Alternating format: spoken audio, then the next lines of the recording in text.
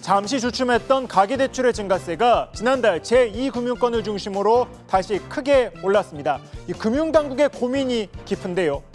3부 맥집기 오늘은 대출 풍선 효과를 정리했습니다. 정부는 지난 9월부터 2단기 스트레스 DSR을 시행하는 등 이 가계부채 줄이기에 집중하고 있습니다. 올해 상반기 가계부채 증가폭이 관리 수준을 넘으며 위기를 느꼈기 때문인데요.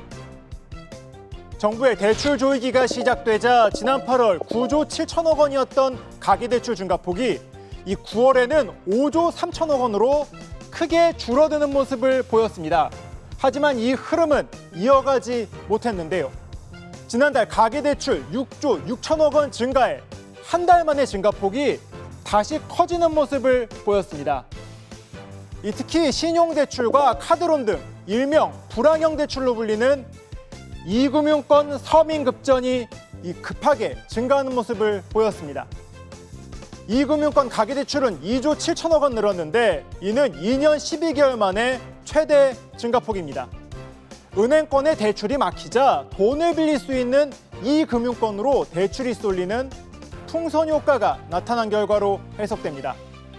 또한 경기 악화로 어려워진 서민 취약계층의 대출 수요가 늘어난 영향도 적지 않은 것이란 분석도 있습니다.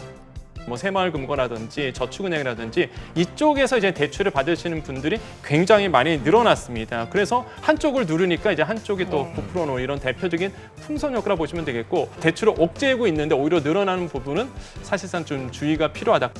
이 풍선 효과가 수치로 확인됨에 따라 금융당국은 대책 마련에 들어갔습니다.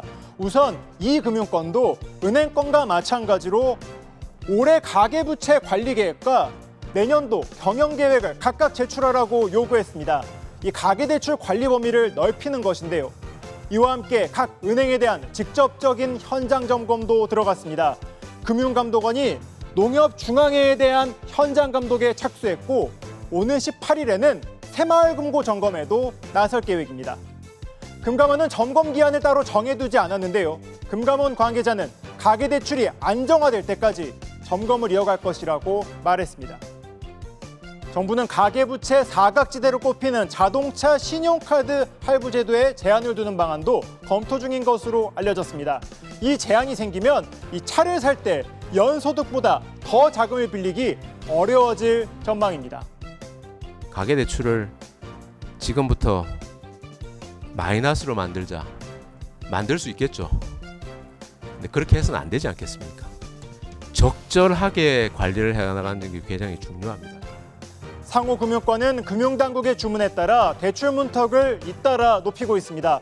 다만 높아진 벽으로 인해 대출 실수요자들의 불만도 커지고 있는 만큼 이들을 위한 대책도 필요해 보입니다. 지금까지 3분 맥집기였습니다.